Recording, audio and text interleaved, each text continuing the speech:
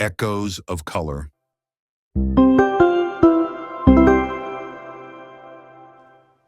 The role non-governmental organizations play in a community is far-reaching than most people expect. And to a certain extent, in 2025, people begin to understand the roles that they play and certain privileges or benefits they can get. But what happens in a situation where an organization is not able to provide those needs within the scope of what they already do? I have somebody here with me who is going to be uncovering the current executive order that was passed by President Donald Trump on the seizure, or would I say the pause of certain program implementation having to do with sexual health and reproductive health generally within the space. And this also affects Nigeria, so to speak. Michael Akonji is here with me, and we're going to be unraveling this conversation. Welcome, Michael. Thank you, Johnny. How are Nice you? meeting you. I'm fine. I'm Oh, good. shit. Good to see you. It's been a while. Yeah. This is, I don't even know how to call it. Now, my papa, this like, it's always a pleasure to be around you. Conversation with you is always amazing. Yeah. Work with you is always amazing. Whenever I'm in a space that I'm going to, in terms of advocacy and, representation, and I hear Michael is going to be there, I know that there's no foul play that's going to happen there. So, without my stress. Please, don't worry. You'll get it back in manifold.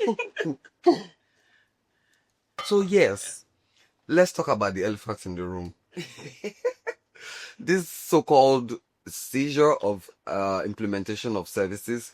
I mean, what basically is this executive order that was passed by the President of the United States? What does it mean, and how does that affect us as Nigerians? Okay. Basically, a lot of funding in terms of, the government cannot be everywhere. And so they need funding to do things.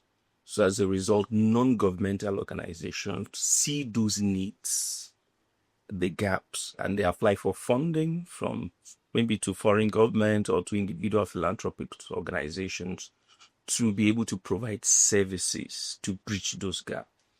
In this case, in terms of our health intervention in Nigeria, and whether it's HIV, whether it's TB, whether it's malaria, it's been funded a lot by funding organizations, whether Global Fund or US government through PEPFAR funding. Generally, now we are now in the era of restrictive funding rather than funding freeze, because there's still some funding going on.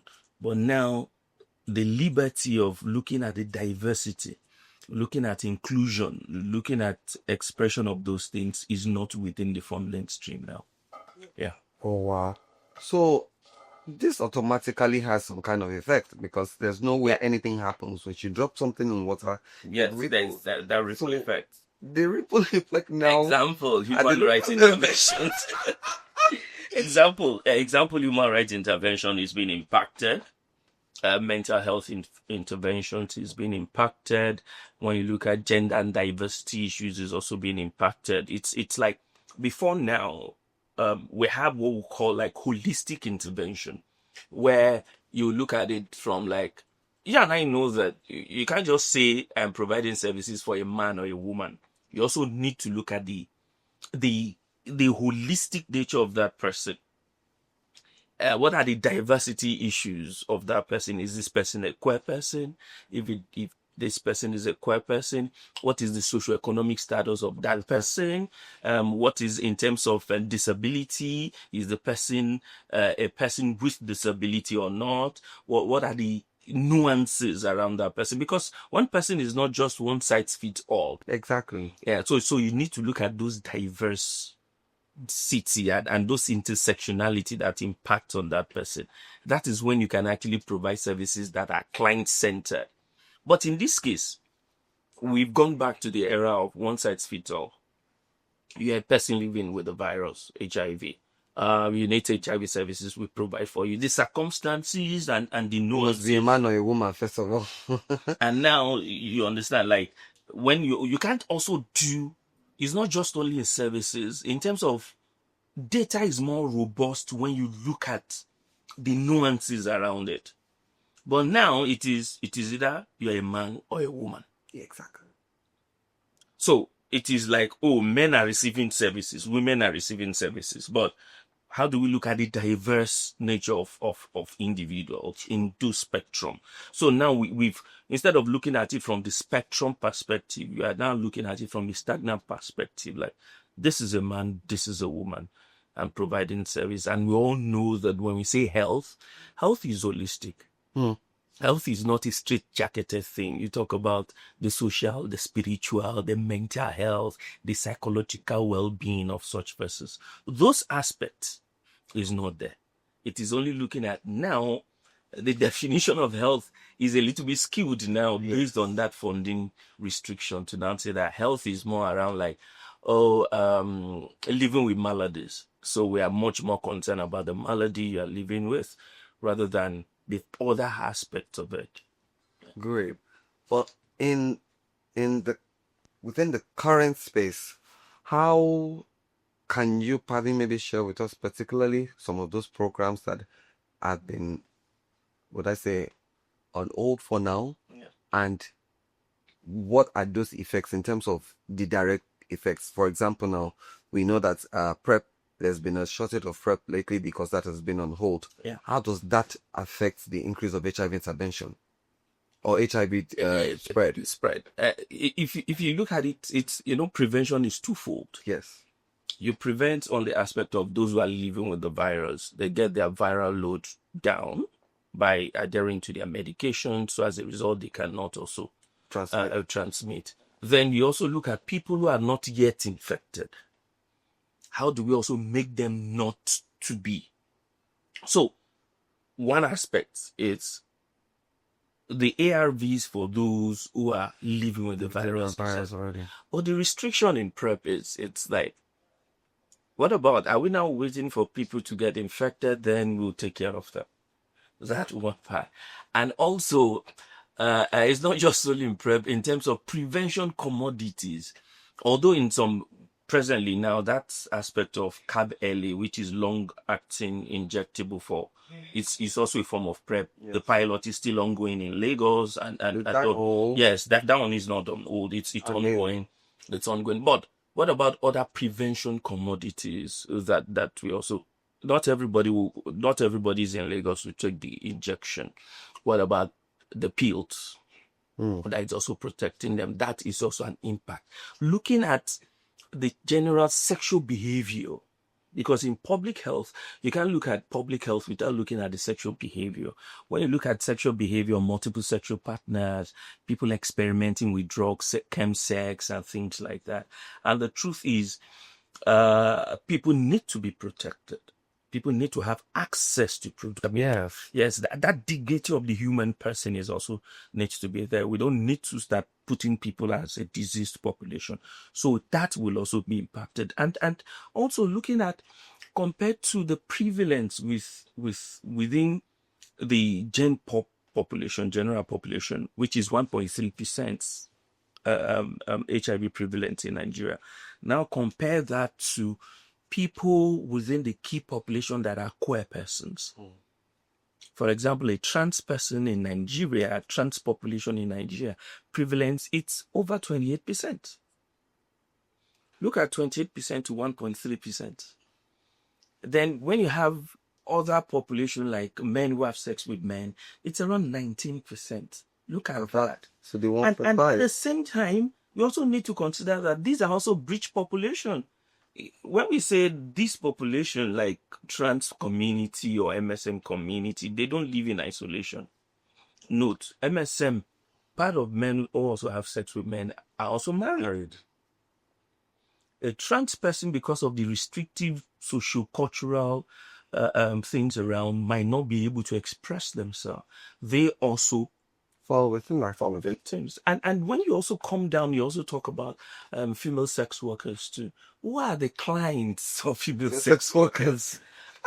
Are you getting it? People who inject drugs, are you getting? These are breach population. So you can't actually talk about reduction in HIV prevalence and also incidence without tackling all of those intervention within this population. Yes, so it's very, very important. The impact, although it has not been studied, but the truth is, it's, if not well managed, it's something that we wouldn't want to imagine. Yeah, which is just thinking about it alone.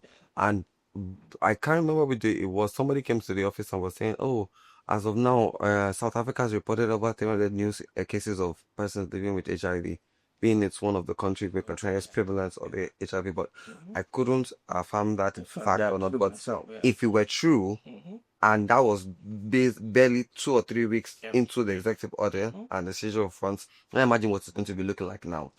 So, what are international organizations, I mean, this funding comes from outside, though local, regional, and international. What are these funders doing to ensure maybe sustenance of advocacy for queer persons in terms of ensuring that whatever was taken away is put back? Two ways. There's that advocacy part to also pressure the Congress in order to say, okay, these are global health security issues and not just aid to just throw money around. So also need to look at in terms of global security, the impact on global security. So there's already a lot of advocacy that is going on. Then secondly, on the other part, it's a lot of other funders are now stepping up, like to bridge the gap in terms of prevention. For example, Health in John Foundation is down also boosting that. Then you also see that Global Fund is also meeting with some other private foundations to also boost. Of recent, I think children International Children Fund also donated to Global Fund. So that, Wow. but when we look at all this, it sends also a message to say that how sustainable is our local or national health security system is also to the shock of what will happen, because this is like a global shock what is happening. So while we also look there, we also need to also look inwards to also say that first and foremost, the responsibility of government is to secure the life of its citizens. And when we say security of life, health security is also part of securitization of health, of life. And you can't even talk about security, global security, even as a country, without talking about health security. Then you talk about food security. Somebody that is healthy, that will be able to produce food. Would be a beneficial end Yes, of this that will life. be able to also eat the food that you're also producing. And it will also affect the GDP of the country, because if most of your citizens are not living healthy, then they wouldn't be productive. You wouldn't see citizens to collect taxes from. You wouldn't see citizens to also even tax itself. Exactly. So those are some of those things we also need to also start positioning and say that while this is going on, because it can be very funny. True. When I say it can be very funny, is that I'm a Nigerian, and the US government is holding the funding. And I'm like, oh, US continue to give funding. And Where did you put where do Nigeria? you put Nigeria in all this discussion? But at the same time, there is also this other form of argument to also say that their funding also influences our policy to be more inclusive. Yes. Yeah. If we Yeah. look at the devil's advocate, Okay. So from other side, you also see that yes, those funding come, and that's why we are able to also have inclusive health systems that includes queer persons that is accessing public health services. You are able to talk to the police to train them on non-discrimination. We can also talk to healthcare workers to also be inclusive in their services. Yes, their funding is also another form of advocacy for us to be inclusive here. Yeah. So it's now that how do we also sustain that advocacy effort to also be to continue to have access to those resources. And for me, it's not just about local funding now. I rather like us to use the word like resource mobilization, because not the reality is, even with the global economy and everything going on, the funding is dwindling. Is dwindling. So how do we also start leveraging on resources, both within the community, within within the country, and also within the queer community at large worldwide, to say that as simple as I remember I was talking to some group of organizations, and I said that As simple as talking to ourselves to say that, oh, you want to change your laptop. Why don't you donate that laptop to our organization? Instead of our organization buying a laptop. We have sourced the resources. I will give you a letter of commendation. It's also a form of resource mobilization within the community to say that, oh, this shoe, it's almost 5 years, it's still good, but you want to throw it away. Can we just do like a pop-up shops, people to come and sell, then sales out of it, we use it to also fund our organization. We can also be innovative. Fine, we know that we might not be able to have that large sum of money, but at least something is continually trickling in. Because if you also look at this funding restrictions now, it's not just only about access to healthcare services. Also look at the job security that have been lost. A lot of persons in the queer community who are working as ad hoc staffs or even staff in those organizations that are no more getting those fundings have gone. And you remember, in terms of unemployment rate in Nigeria, at some point we said over millions of Nigerians are living with multidimensional poverty. And now with the funding fees and funding restriction, now other people have been added to it. So it has a lot of holes everywhere. It has job security is not there because even those who are still working are still waiting for, we don't know when we'll get the letter. Exactly. Hey, this thing is happening. So a lot of things are happening. Mental health issues it's arising, risky sexual behavior, increasing drug use, it's everywhere. Wow. You just said a lot within the whole question. But following the trend of questions, you talked about funds that are dwindling. Now, would you say there's some level of fatigue with these donors, or what exactly is going on? Or would you even say the fatigue also kind of contributed to the executive order? But basically, what would you say? Like I said, fatigue. You can't really remove government decision from public opinion. Fatigue is already there. There are a lot of questions that have been asked. Oh, we've been funding this for a very long time. We will continue to fund for a long time. And it's not just only from there, it's also from here. Because the truth is, there's questions around lifelong care. If I'm living with HIV, for example, and is it the donor or donor funding that will continue to give me drugs for the rest of my life? Have I gotten to the stage where I can also pay for it? Where realism comes to play. Yeah. Let's talk as little as condoms, for example. Yes, there's social marketable condoms in Nigeria that people buy over the counter and all those. But for the queer community, how much are we also investing in such? For example, I know that at some point I went on a visit to a community organization and some persons were asking, oh, we don't have condoms. And I turned and I said, how much do they sell condoms? And they told me their amount. I said, can we actually contribute?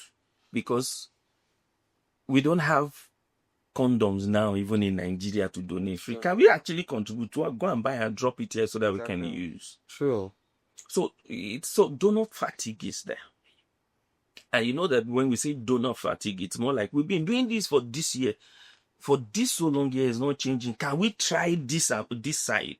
So funding will move to the new side to now say that, no, maybe if we try this way, it will change that one. So it's bringing around donor fatigue and also the dwindling economy, which is also affecting their own countries too. True. So in a country where you also have higher unemployment rates, their inflation rate is going higher. They want to think backtrack on certain and say that, oh, my first responsibility is to my country first. Can I start doing things differently before I also start going out? And it's not just only in the US. You see countries like Netherlands, even Italy, even Canada are planning to drop their foreign aid money in terms of investment with some percentage. So it's not just only that. But it's just that US is one of our largest funds that give healthcare contributory donor country to us. That's why we feel the impact. But be that as it may, it's fatigue, and it's about no, I wouldn't say fatigue. Yes, I think that's the word I was like, actually, redirection. Hmm. To now say that maybe if we don't do this, if we do it this way, it might change this. But when we talk about redirection, do you think that local organizations, community-based organizations, are doing all they need to do to ensure sustainability?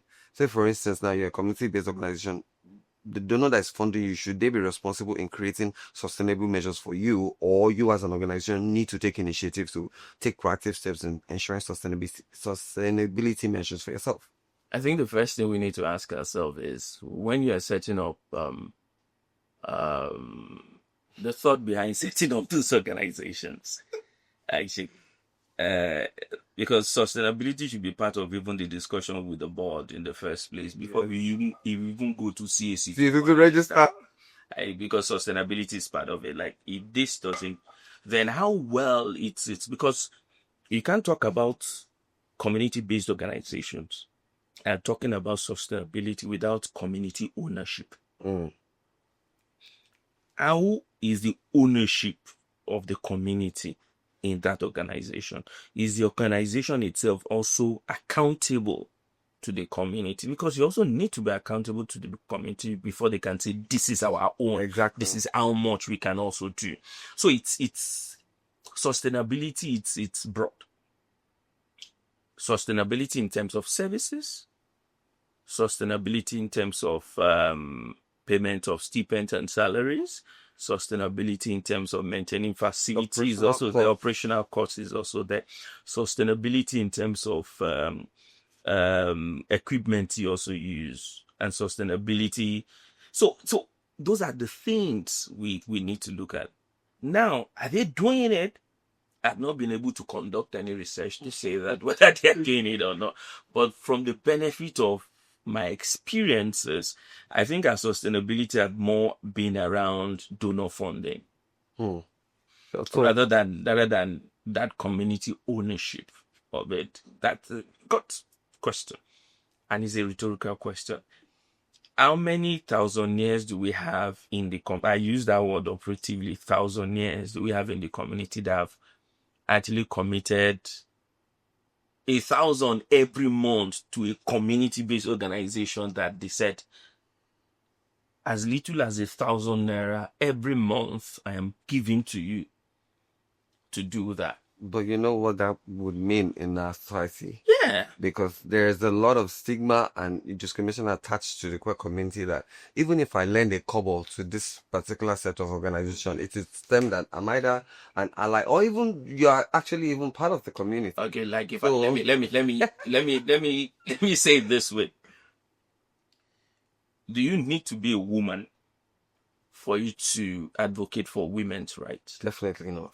So why are we actually like boxing people who advocate for inclusive rights to be queer persons? Because we have a society that is discriminatory. We have policies that are holding. The same society also discriminates women. The same society also but have policies that hold them back. But well, to a certain extent. But then there are also policies that also protect them. But we, to a certain extent, or the community to a certain extent, kind of have little or nothing. Can queer community themselves also like even be discriminated against when they contribute to queer organizations? That's the point. We need to be able to remove stigma like that. Thank you.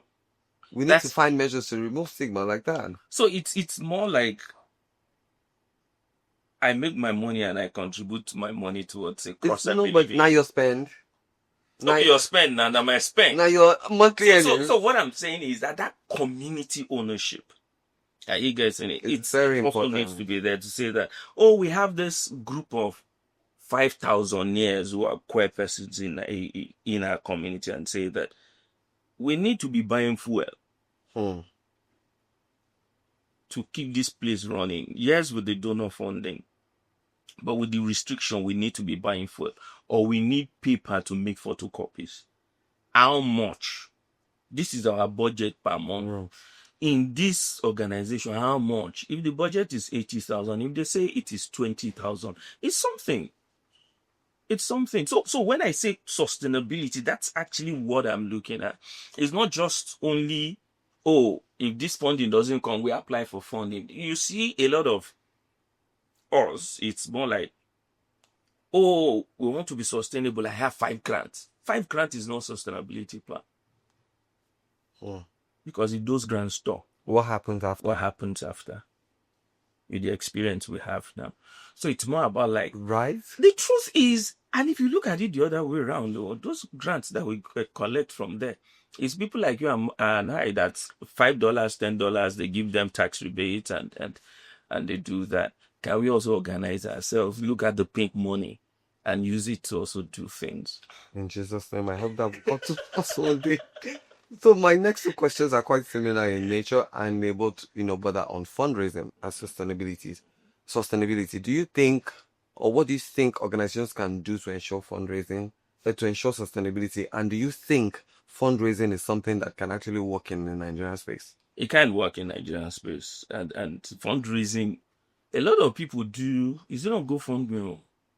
No, people put GoFundMe and just say this one has come. Won't use. But a lot of people do GoFundMe, and if you look at the X space now, the former Twitter, you see this one. Oh, everybody don't contribute money. Thank you. So it can work. So meaning it has to hold a certain level of authenticity. Thank you very much. It can work. Now, working with organizations, we also need to think outside of the box. Like I said, it's not just about funding. It is about the resources. For example, if you're a sexual health service organization, you might not be able to afford, because of the funding restrictions, you might not be able to afford a doctor.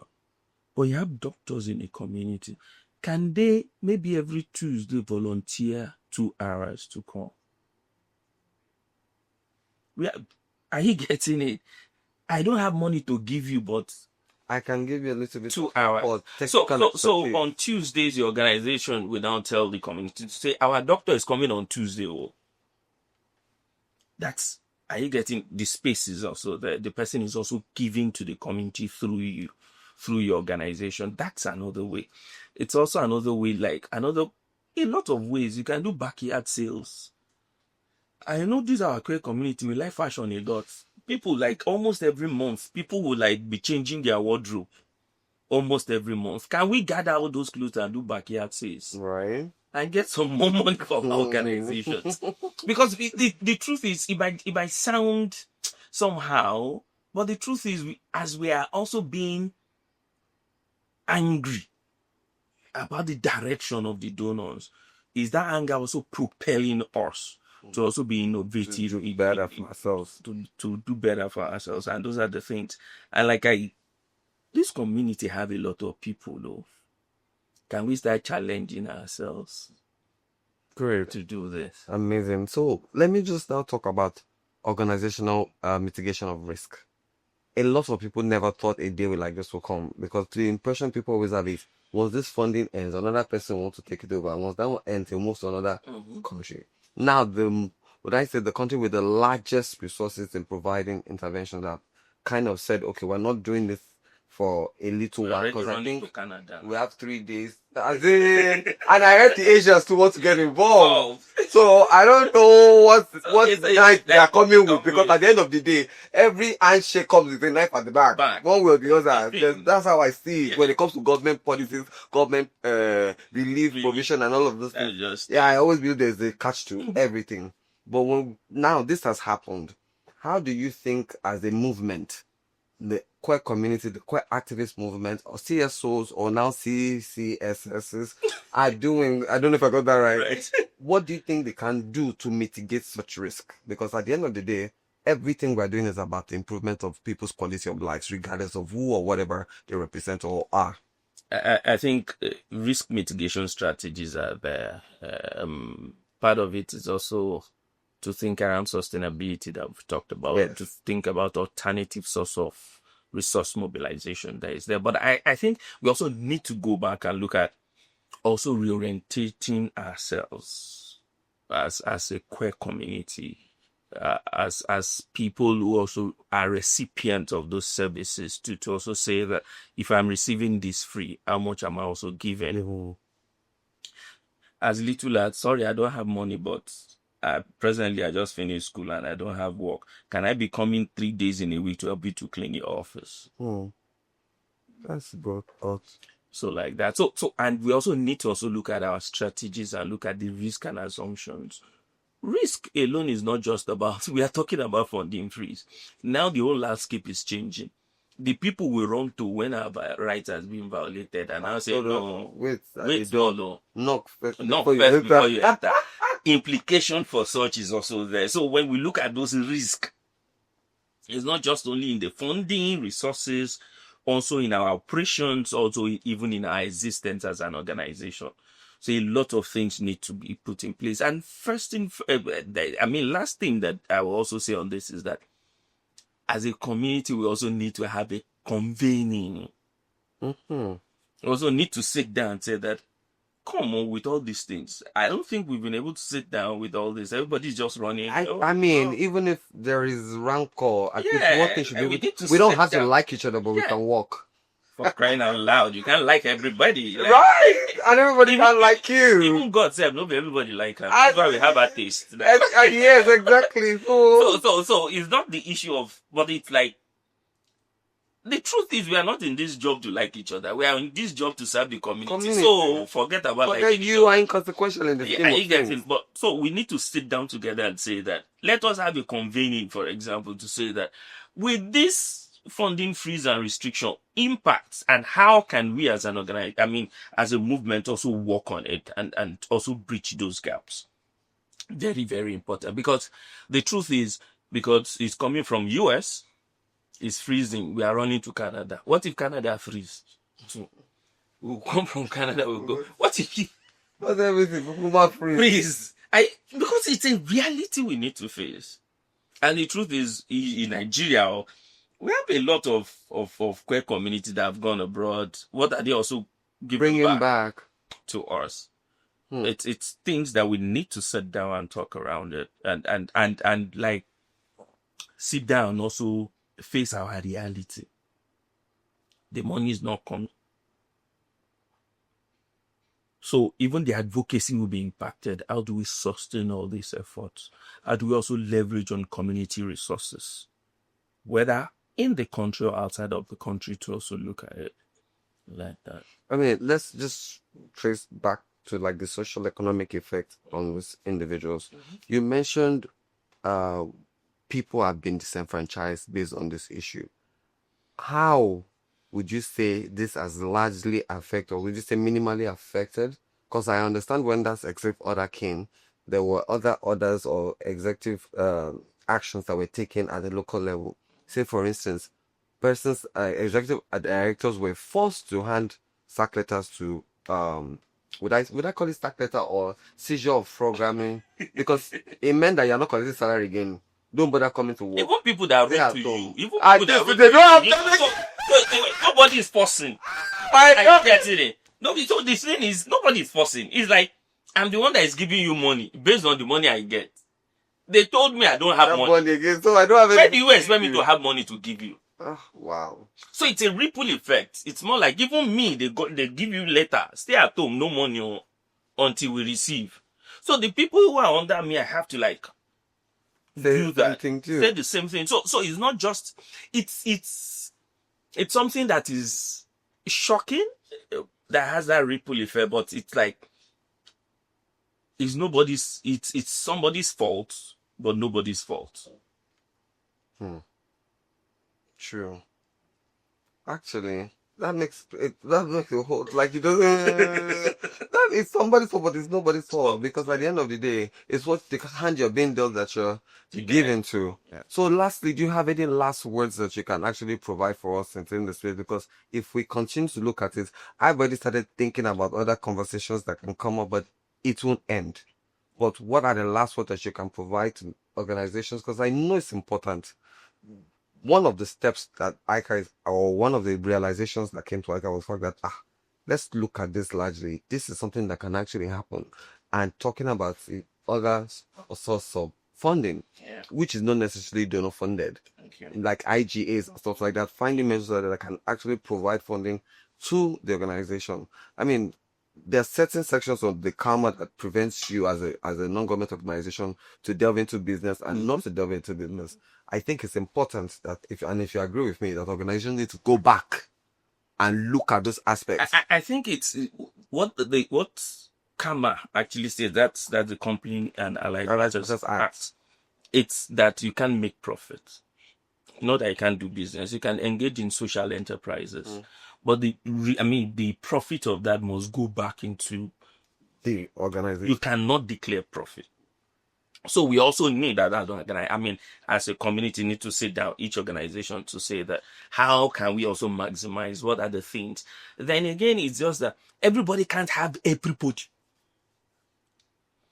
Because ICA, for example, is doing sexual health, is doing HIV, is doing human rights, is doing this, HA is doing all those things. Then too, if me too, I want to also, that's Heartland Alliance is also doing all those. Then me too, because I want to set up organization, I do everything. I do everything. How can I also leverage on those ones? The existing Heartland, ones. ICA. Yes. So that my services is minimal, I can be able to manage this. This I can refer, because they have resources to do that, instead of fighting over that resources that everybody also need. Then two, again, is also we need to have a convening as a community in Nigeria, CBOs, to say that what is the impact of even this funding freeze. As a community, we need to do that risk and assumptions and also risk mitigation strategies to put. And as a community, we also need to start rethinking our resource mobilization strategies. How do we also leverage within the community to leverage on resources we have, to leverage on the funding we have? I remember somebody will always say something like, how do we also leverage on the pink tax within the community to be able to get it? Great. That's been amazing. There you have it. I mean, Bakken and I, we can sit here till eternity and have a lot to talk about. But sadly, we have, or rather, running out of time. But one last word. It's important to always look around you. I believe one of the problems in Nigeria is that we always tend to look for other persons to push our blames on when we never look inwards to see the potentials that we have. We as human beings, we are strong and our resilience can take us to any level that we want to, only if we can achieve it and only if we can put the work into it. The executive order would be coming, the results, or would I say the analysis of this order will be coming out after the 19th of April and then 20th of April. And then organizations are, would I say, know their faith, what is doable and what is not doable at the organizational level and at the community level. It's been amazing here, but sadly we have to go. This is still about Miaka on Echoes of Color. Echoes of Color.